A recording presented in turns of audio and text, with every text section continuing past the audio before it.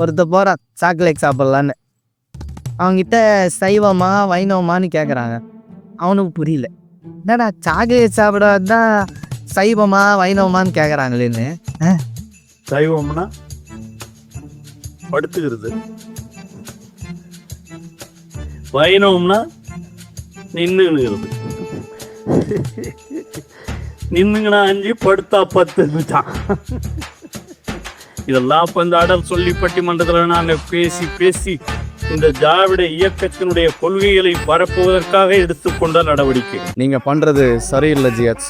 ஏதோ ஜோக்கு சொல்லி சொதப்பிடுச்சுன்னா அதை அப்படியே விடாமல் எங்கே அடிக்க போகிறாங்கன்னு அடுத்த பால்லையே தொப்பு வச்சு சமாளிக்கிறீங்க. என்ன சொல்கிறீங்க தலைவரே? புரியலையா? அங்கே பாருங்க. சைவம்னா படுத்துக்கிறது, வைணவம்னா நின்னுங்கிறது.